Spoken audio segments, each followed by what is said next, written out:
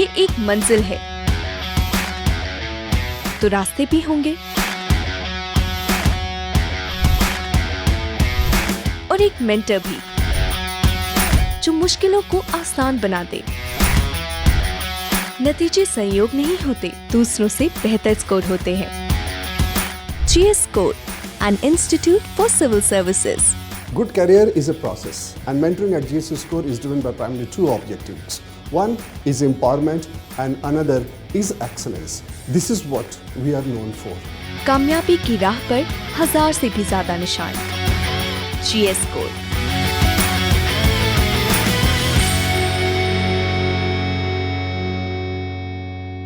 Hello, I am Arya V M. I am the 36th rank holder of Civil Service Exam 2022.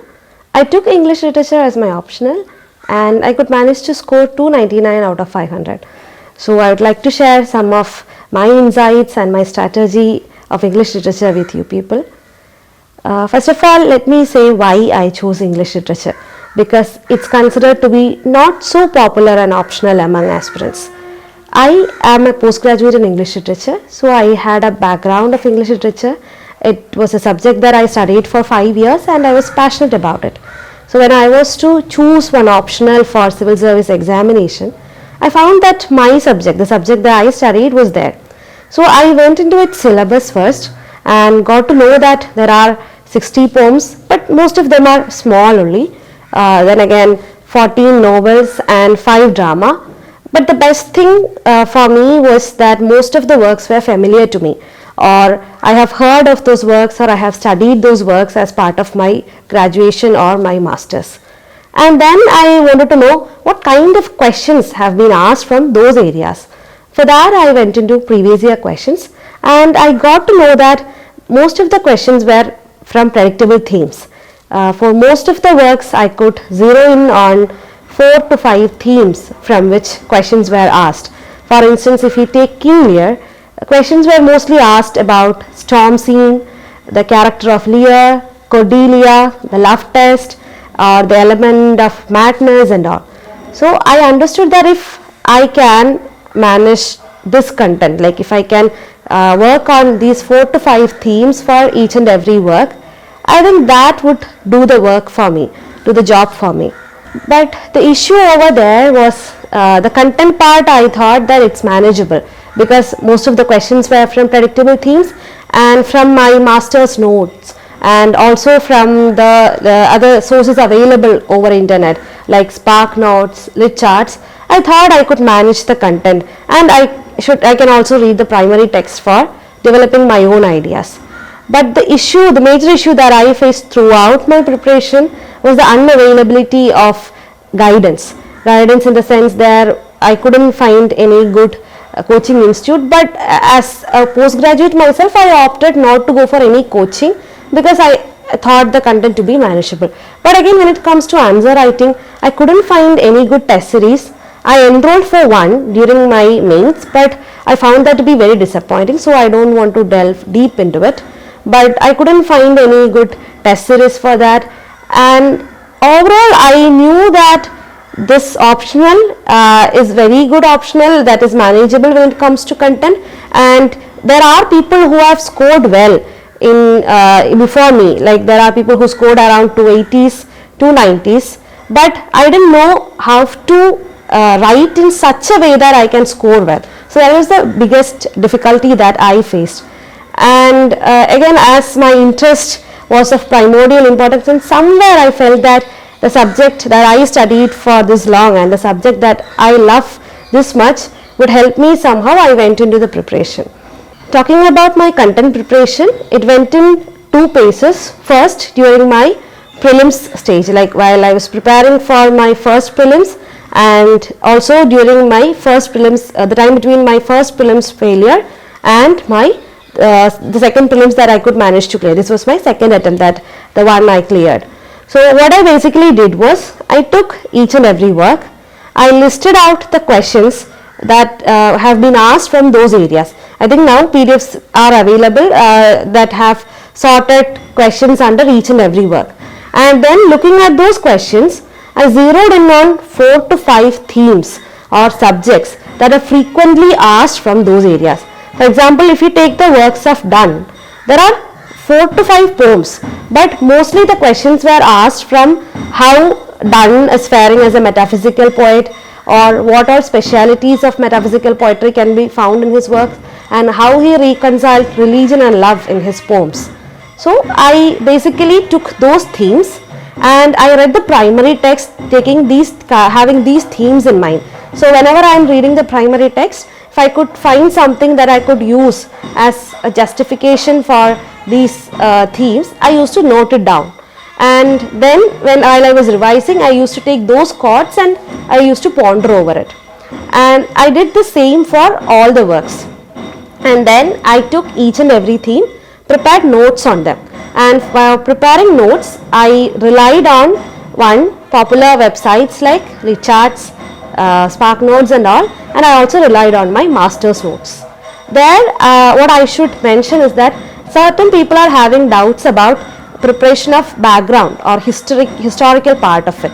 They are very confused whether we should delve very deep into it. But what I believe is that UPSC is intending this optional not just for people who have an English literature background, but also for a person with any background but could manage to learn a little bit about English literature and come up with their own thoughts based on the primary text that's available. So we should have a sense of English society, English history and the trends in literature, everything, most of the things that we are studying started with fall of Constantinople, Renaissance, and how it placed humanism at the center of everything and how it led to exploration, and we have Tempest as an example of this exploration. And then there was a lot of scramble for power that's happening in England, and it's reflected in King Lear by Shakespeare. So what I basically did was I had a pretty decent idea of English literature, and for that I relied on History of English Literature by D. Radhakumari, which is a very crude summary of the history of English literature. I had that for my graduation. So I just went through that, just revised those parts, and basically while taking each and every work, I connected it to the historical aspect of it and thought why that work came up in that age and how that work justified that age. For instance, if I take the work of Charles Dickens, we know that it's a product of Victorian age. So then I thought I just read about Victorian age, just the basics of it, and I think we don't want to go so deep into the factual part of it, like when Queen Victoria ascended the throne of England, or what was the ideology of how the fight between Whigs and Tories went on. I think the basic understanding of England as workshop of the world and the rise of cities in England, the crimes in England, and how it had an impact in the life of people would do, and we can read Hard Times with that background, and then I think that we can manage with it. So a basic understanding about the history of England, history of English literature, and also the major trends like Romantic movement or Victorian compromise or even postmodernism and modernism will do. And another debate that I often encounter is whether we should choose poem over prose. But there what I think is that it's up to each and every person. All works are important, and I think we don't have the luxury of evading one work or two a set of works basically, and go into another. If possible, we should go through each and every work. But again, we can prioritize. And for me, poems were personally my favorite, and I was more comfortable with poems. I loved rereading poems and deducing things from its text and creating a subtext to it. And another advantage that I found with poems is that I can quote them easily. I can remember one or two lines easily, and I can quote it very beautifully. And therefore, I chose poems. Like whenever there was a question on poems in paper, from the 5 questions in which we can choose, I chose basically poems. And for the prose part of it, I'll definitely say that we should go through the poems in paper 2 of English literature, because there we will have questions for annotation. So we should definitely read those poems, but except for that you can prioritize poems over prose, but again try to go through all the works. So the content part of it, as I mentioned, I took most of the works. I took PYQs, I zeroed in on the major themes and read the primary text keeping these themes in mind, taking the quotes from each and every work, and also ideas and instances. I noted them down based on these themes, and I also prepared notes, a note that can be summarized into 1 or 1.5 pages on each theme of each work. And this is how I proceeded with each and every work. But there I intend to speak specifically about paper 1 and paper 2. Coming to paper 1, the first question that everybody will be having is about the works of Shakespeare, because we know Shakespeare wrote in a different style of English, and people are confused whether we should go with the old version of it or a paraphrased version of it. I think they are just looking for our ideas and our insights, observations into English literature. So we can confidently go for a paraphrased version. I went for paraphrased version of King Lear and Tempest, and even for quoting I used the New English version or the paraphrased version, and that helped me also to remember quotes in a better manner. Then again I followed the same strategy. I took major themes, made note on them, and with done we have a number of poems, but I think there are certain questions asked from individual poems like the Relic, but we can look at them as a whole, as how they are examples of Donne's poetry and metaphysical poetry, and also about the theme of love and religion in those poems.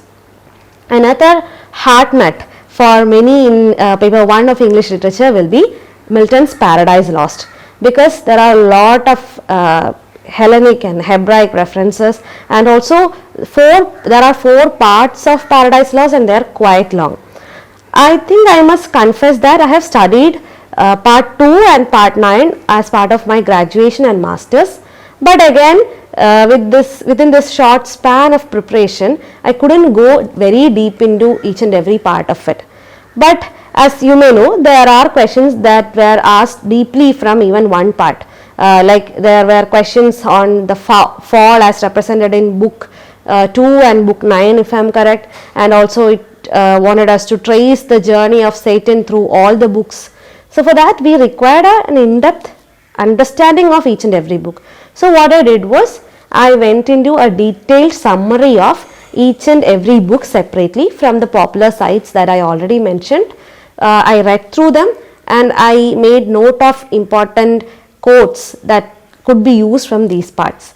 Apart from that, I couldn't go very deep into all 4 parts of Paradise Lost. Again, something that is causing problem because of its length would be The Rape of the Lock by Alexander Pope. Again, it has 5 cantos, and I myself tried reading 2 cantos and I couldn't proceed further. There also I went into a detailed summary of each and every canto, and again keeping the major themes in mind, I made a note of quotes and instances that I could use from these areas.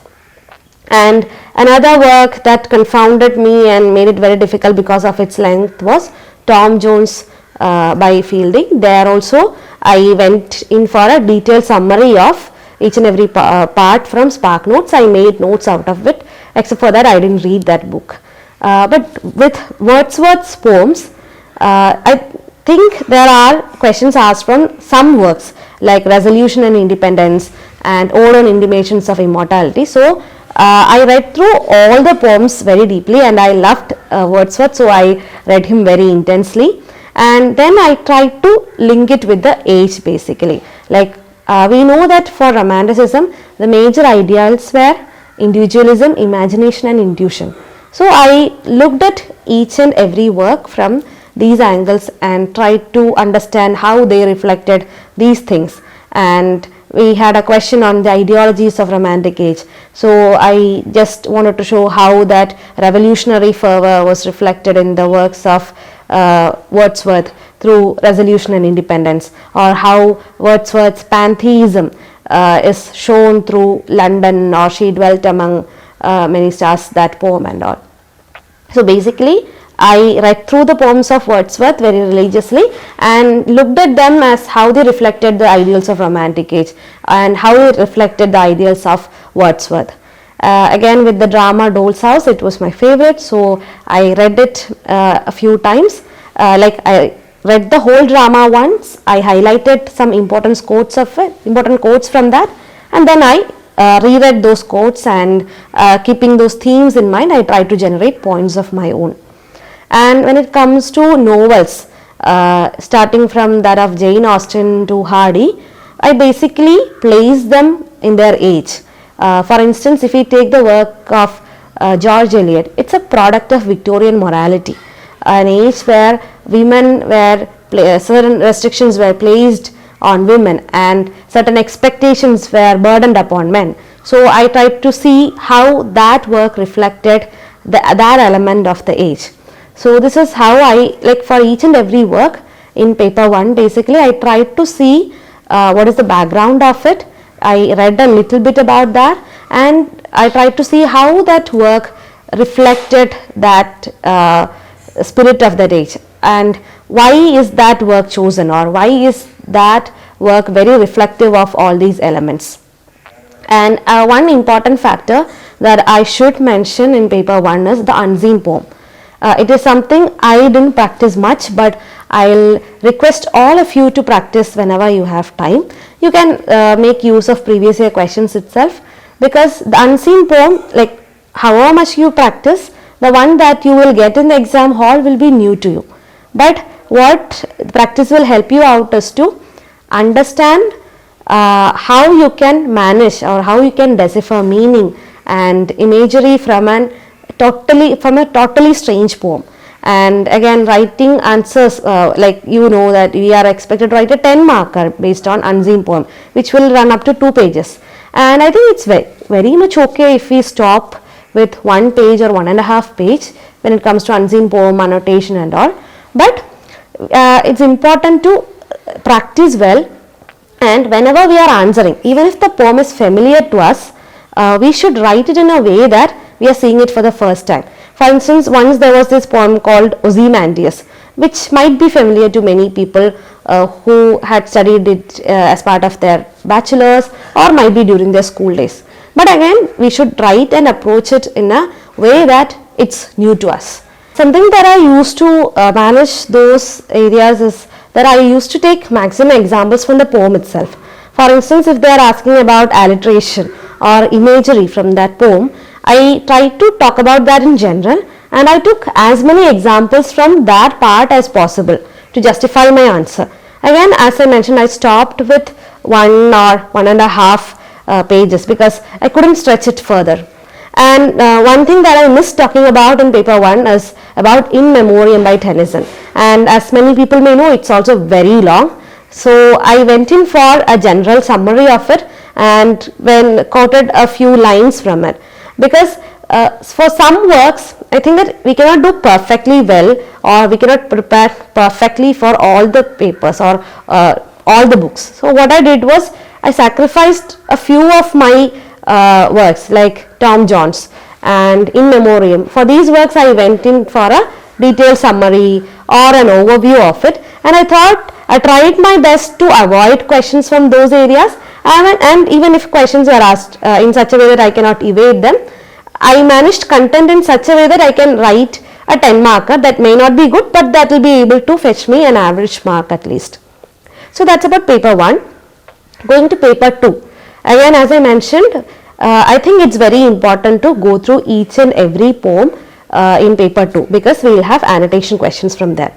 There I should warn people about the works of Yeats, Auden and all, because we have a lot of works by Yeats and even Auden, and they are very similar, and even the works of Yeats and Auden, they share a lot of similar themes, so that we will confuse one for another. So it's always important to be cautious of it and to go through the poems more than once. And even with the novels in paper 2, basically I saw them as products of modern and postmodern age. And for instance, if you are taking Virginia Woolf's Mrs. Dalloway, I tried to see how it reflected the schizophrenia and the psychological issues of a modern age, and the issues faced by women, how lonely she felt, and also the cliche question that's been asked about symbols in that poem, and also the structuring of the symbols in that prose, and the structuring of that novel, etc. So what I think that in those works it's important to understand the context of that work and also to understand the basic questions that will be asked from those works and go about preparing our own insights into it. And talking about drama part, we have Waiting for Godot, Osborne's Look Back in Anger and works like that. There also I read those dramas once or twice. I highlighted the important quotes and topics from it, and then I developed my notes for each and every drama. Therefore, this is how I basically dealt with both papers. And again with paper 2, while dealing with annotation, what I did was I read the poems almost religiously, therefore I could understand the context of it. While writing the answers, I didn't give a lot of facts in my answers. For instance, if it's an annotation, I just mentioned whose poem it is, but rather than that, I tried to fit the poem or the given lines into the context and to explain what's been told through those lines. I didn't even go for a detailed summary of that poem or another instances from that poem, but I strictly stuck on to the lines that are given in the poem.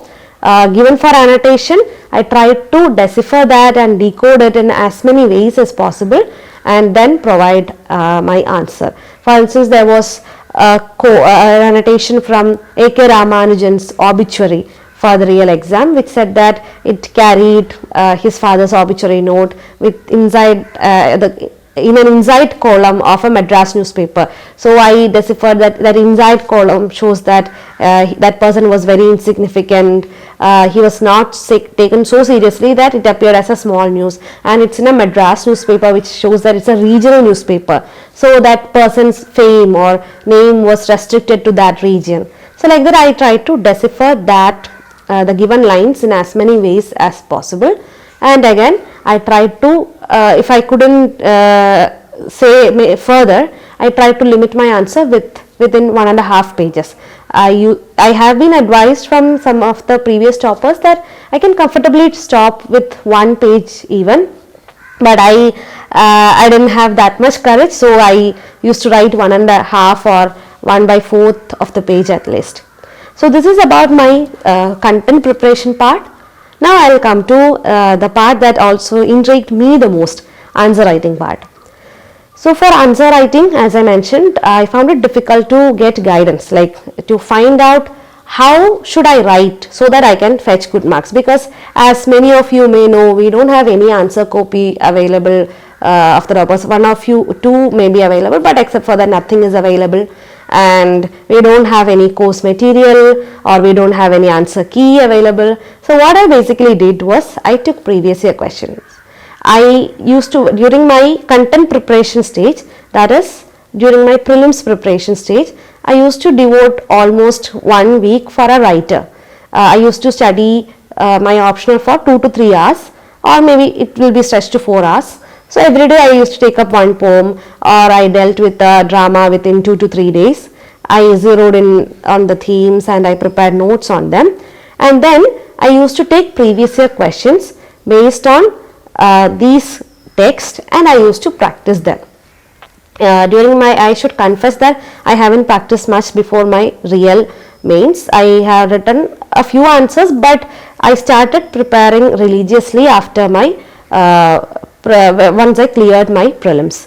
There what I did was I used to take previous year questions, I wrote down them on a paper, and every day I used to practice 2 to 3 questions, keeping a timer beside me.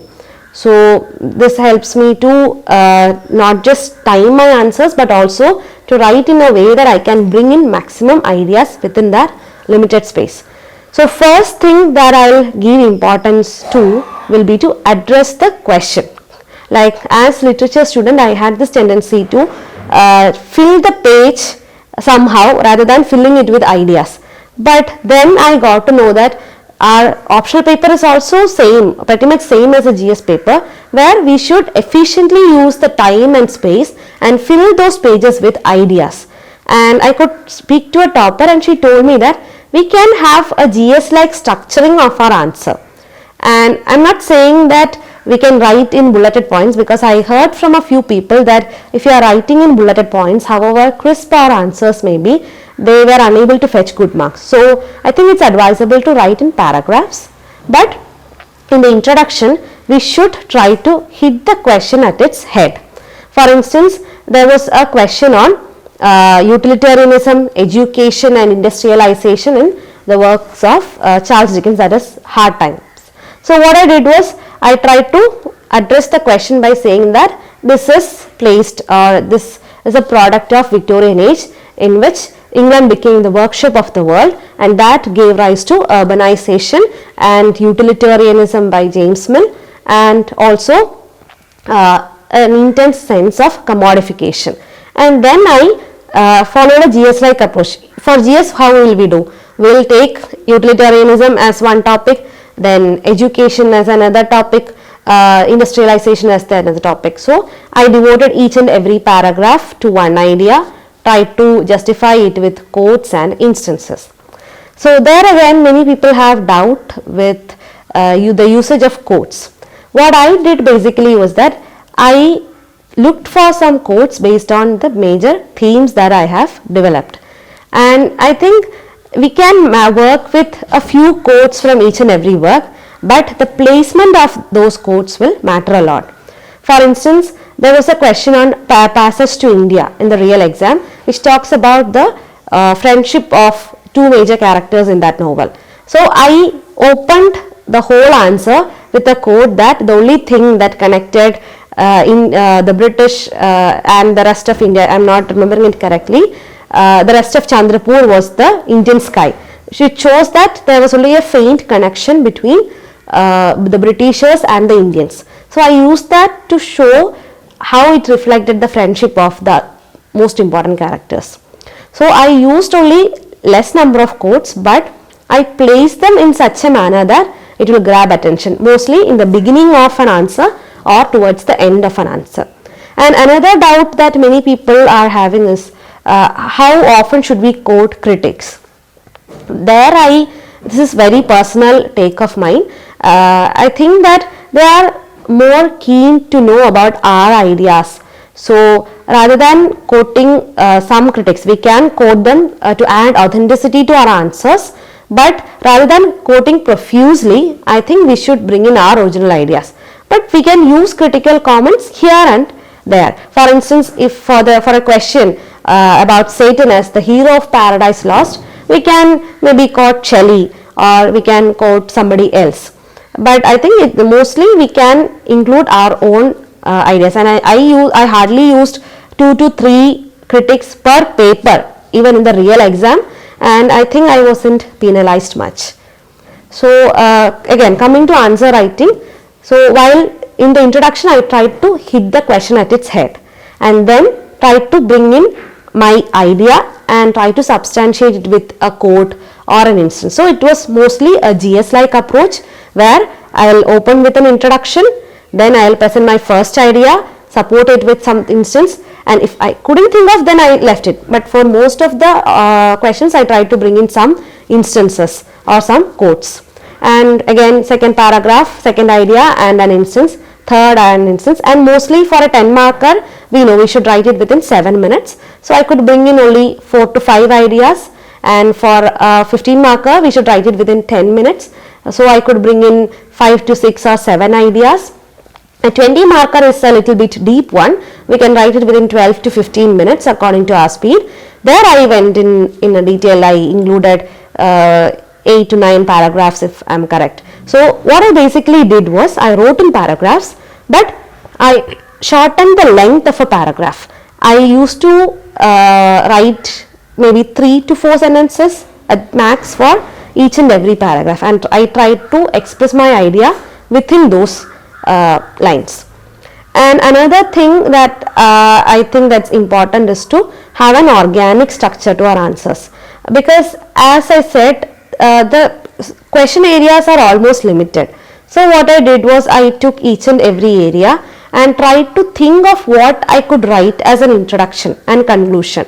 It's not like I exactly mugged up things, mugged up an introduction and all, but I just thought how I can start answering this question and what all points that I can bring in and how I can conclude it. But I think it's also important to tweak that according to the question.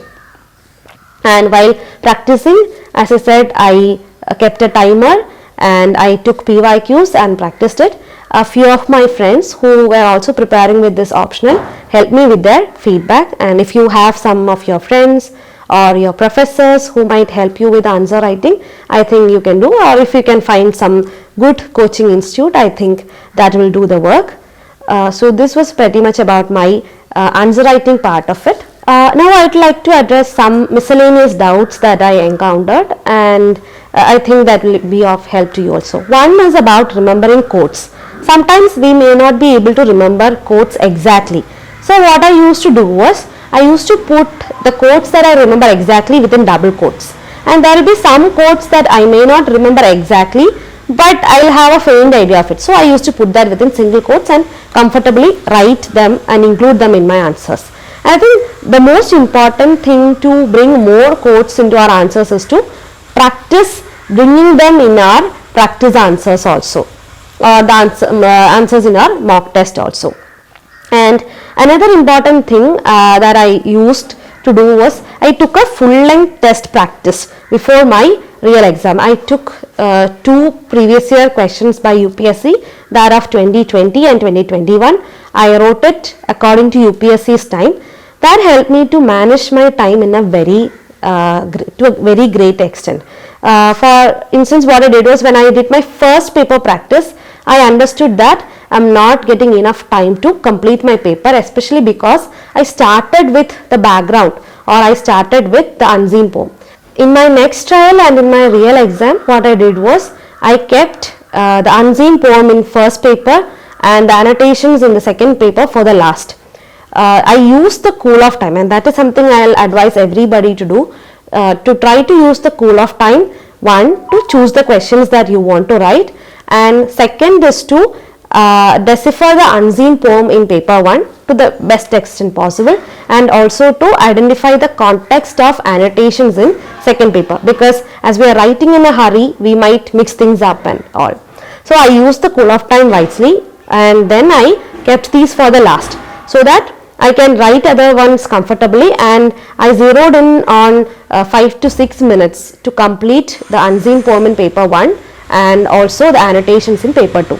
Another small advice that I got from a previous year topper is about underlining our answers. Usually we will underline things for GS, but as it is very difficult to ascertain what is important in English literature, she advised me, and I followed this, that it's okay if we just underline the names of the text as we underline the Tempest or King Lear, and enclose the names of poems within quotes. Except for that, we can just leave it as such. It will save us some time and energy also.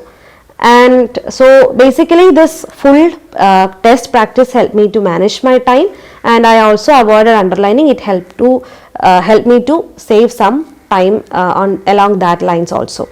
So I concentrated on placing quotes wisely, and also try to bring maximum ideas within that limited time, and I think these factors might have worked for me basically. So that's it.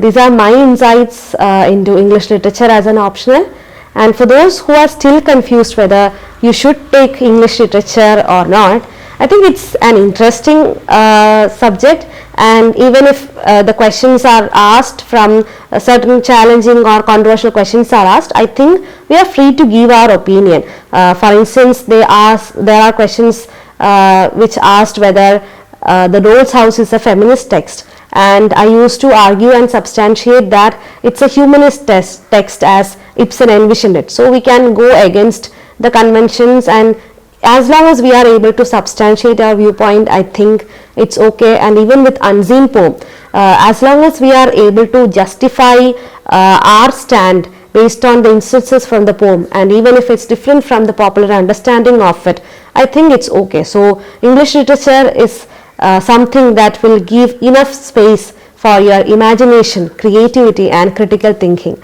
And I think it's a wonderful optional to pursue, at least the learning part of it.